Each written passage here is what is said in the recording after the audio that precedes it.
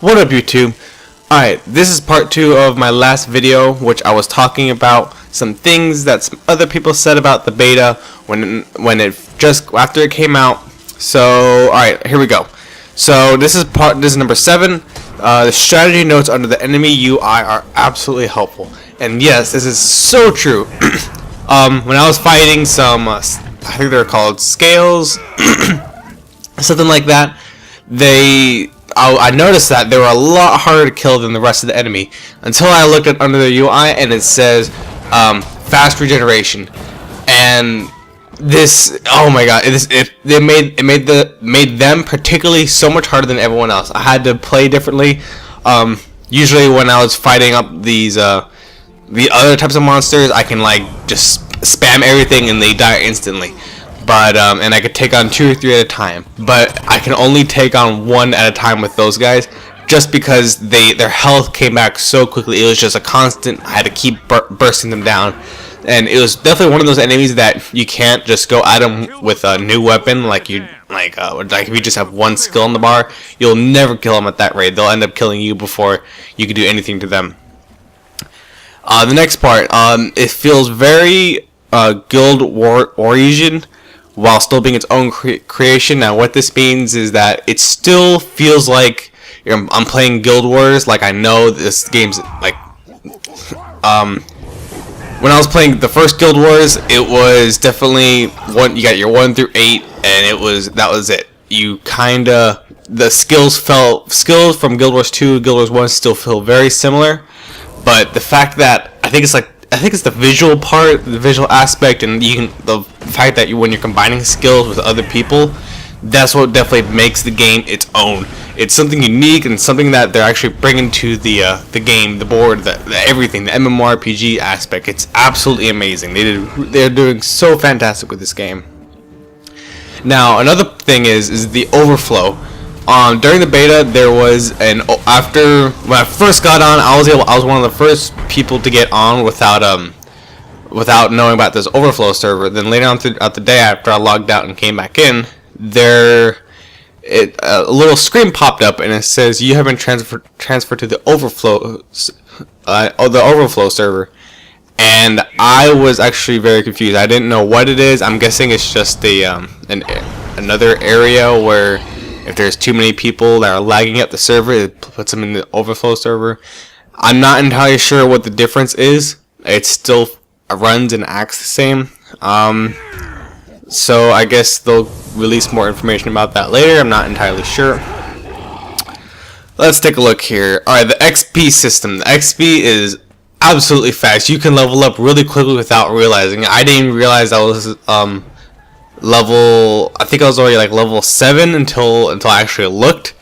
And also another thing, after you completed the heart quests, the stuff, just anything, finding a new area, you'll see like a little glimmer, and then all of a sudden on your right hand screen, and it will all of a sudden just drop right down to your XP bar. And it feels so good to level up that way, and you're going, wow, that's actually kind of cool, you want to see it again, so you go out and do more stuff, you find another area, and it keeps doing it.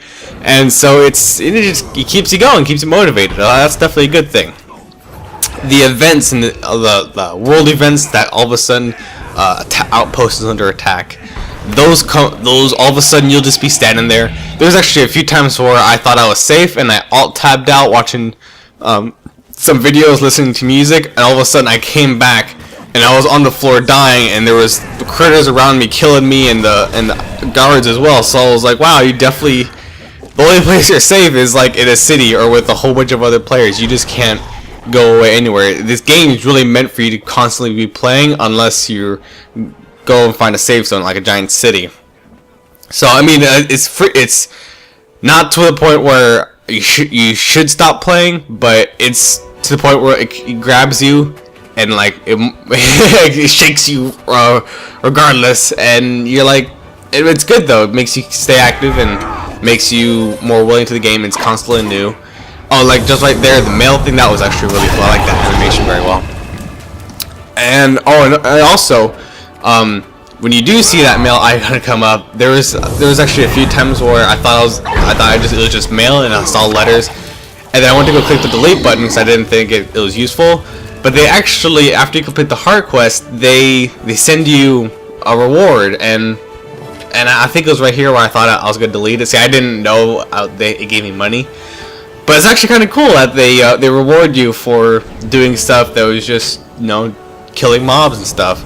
Something that's just very simple. So it was actually really cool. So make sure you click the receive reward, or maybe sometimes later in the game they'll give you extra gear. I don't know. It would be really cool.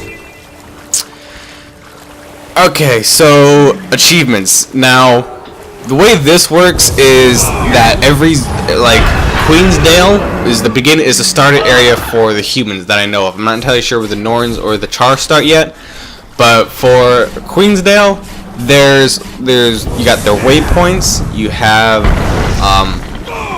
like specific locations. Like there's I think there's like a giant a well type area. That's just constantly keeps the water flowing and makes sure it's drinkable for everybody. And sometimes those points of interest. There we go. Those points of interest will also have their own activity, or sometimes, like during the point of interest that I was just talking about, that there's like slimes that attack, and you just need to clear up the slimes, and then the slimes will give you a certain loot, and then you have to go to this certain person, and then they will accept it, and then they'll do something with it. There's another point of interest where there's a apple farm, where after you strike down these trees, and certain trees will drop either apples, which you need to pick up for this apple pie, so you can turn it in at the end of the quest. And then there's also spiders, and you have to kill the spiders just to let you live. And so you collect a whole bunch of apples, you keep collecting, and then once you turn it in, after so many has been turned in, after about 30 seconds, after she's received the amount that she wanted, after about 30 or 40 seconds, they'll pretty much finish the quest to complete that area, and she'll either give you a reward like money, gold, stuff like that, the simple stuff. Now, this person complains about the camera moving too fast. Maybe they had their sensitivity too high. I'm not entirely sure. I had no problem with it, and I have a type of stress level to where if too many things happen at once, I tend to black out. It's a little serious, but I didn't have a problem with it. Usually, when I'm with World of Warcraft, stuff like that, I tend to get a little motion sickness. But with this game, I didn't see any problems, so I don't think they need to really change anything on that aspect. Let's see, Divinity's Reach. Now, this is really cool. When I was running through the city, I noticed that every now and then a random person, it was an NPC. They would run up to me, and all of a sudden they'd wave their hands, and then they'd start talking. You could hear them talking very clearly, and then all of a sudden they go through their whole speech, and then I realized, I looked at their name, and it's a crafting carrier. And so you talk to them, and they're like, "Oh, we need people for this," and then she'd show you a list of the crafting you're able to do in the game. And I thought that was so cool. I mean, like, it was almost like it was like, well, it is AI, but it was cool. It was definitely something different. It's nothing like any other game where all the NPCs would just stand in one spot and you'd have to come to them. They're starting to come to you, which I thought was really cool. And another thing, before the video ends, as they're going through the city, you can hear other people talking. So the end of the video is coming up. I'm not entirely sure how much time I have left on this audio. So I'd like to say, make sure you subscribe, like if you enjoyed it, dislike if you didn't. I'd like to get your feedback. And I will see you guys in the final part of the video. Signing out.